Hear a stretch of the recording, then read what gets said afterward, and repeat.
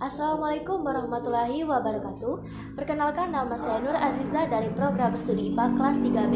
Di sini saya akan memenuhi tugas kuliah yaitu tentang micro teaching pada mata kuliah strategi pembelajaran IPA dengan tema makhluk hidup dan judul pertumbuhan dan perkembangan pada makhluk hidup. Baik, di sini sudah terdapat penguraian tentang makhluk hidup, yaitu yang pertama ada pertumbuhan dan perkembangan pada makhluk hidup. Nah, pertumbuhan dan perkembangan pada makhluk hidup itu dibagi menjadi 3 jenis, yaitu ada tumbuhan, hewan, dan manusia. Kemudian ada tahapan-tahapan perkembangan pada manusia. Nah, tahapan-tahapan perkembangan pada manusia ini dibagi menjadi 2 tahapan, yaitu sebelum lahir dan sesudah lahir. Nah, tahapan sesudah lahir itu dibagi menjadi 5 tahapan, yaitu pada masa balita, pada masa anak-anak, pada masa remaja, pada masa dewasa, dan pada masa lanjut usia. Baik, untuk yang pertama yaitu ada pertumbuhan dan perkembangan pada makhluk hidup. Nah, pasti banyak yang bertanya, apa sih pertumbuhan dan perkembangan itu? Nah, setiap manusia itu mengalami pertumbuhan dan perkembangan. Pertumbuhan adalah penambahan biomasa yang sifatnya tidak dapat balik. Pertumbuhan juga ditandai dengan penambahan volume, penambahan berat, panjang, dan tinggi. Kemudian pertumbuhan dan perkembangan pada makhluk hidup itu dibagi menjadi 3 jenis, yaitu tumbuhan, hewan, dan manusia. Nah, ketiga jenis pertumbuhan dan perkembangan tersebut juga mempunyai ciri-ciri. Yang pertama yaitu pada tumbuhan. Tumbuhan mempunyai ciri-ciri yaitu daun bertambah lebar, kemudian diameter akar bertambah, kemudian diameter panjang akar juga bertambah. Kemudian untuk yang kedua yaitu hewan.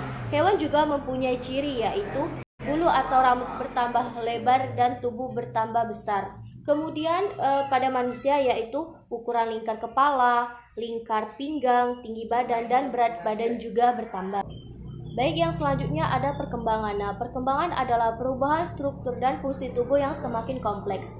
Perkembangan ini hanya dapat dilihat tetapi tidak dapat diukur. Puncak perkembangan makhluk hidup ditandai dengan berfungsinya organ reproduksi menghasilkan sel kelamin. Pertumbuhan dan perkembangan makhluk hidup berlangsung secara beriringan. Kemudian ada tahapan-tahapan perkembangan pada manusia. Nah, tahapan-tahapan perkembangan pada manusia ini ada 2, yaitu tahapan sebelum lahir dan tahapan sesudah lahir. Nah, tahapan sebelum lahir adalah ketika masih berada di dalam rahim sang ibu.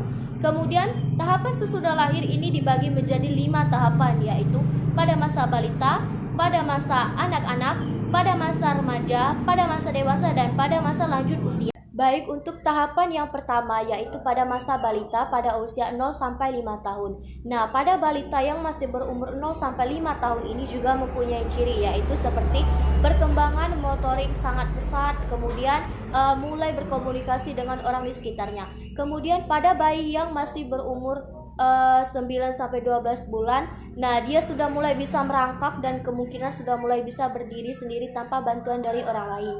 Baik, untuk tahapan yang selanjutnya yaitu pada masa anak-anak pada usia 6 sampai 10 tahun.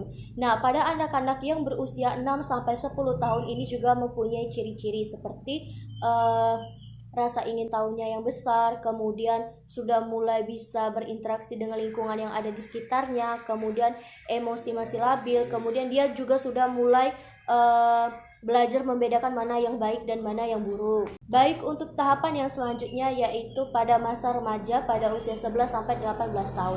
Pada masa remaja ini juga mempunyai ciri-ciri yaitu seperti perkembangan fisik dan psikologi sangat pesat, kemudian organ reproduksi mulai berfungsi dengan ditandai oleh produksi hormon seksual, kemudian perubahan fisik karena pengaruh hormonal. Baik, untuk tahapan yang keempat yaitu pada masa dewasa pada usia 19 sampai 50 tahun. Pada masa dewasa ini juga mempunyai ciri yaitu seperti terjadinya kematangan emosional dan cara berpikir, kemudian tumbuh rasa tanggung jawab, kemudian timbul keinginan untuk hidup mandiri, dan kemudian organ reproduksi sudah berfungsi secara sempurna.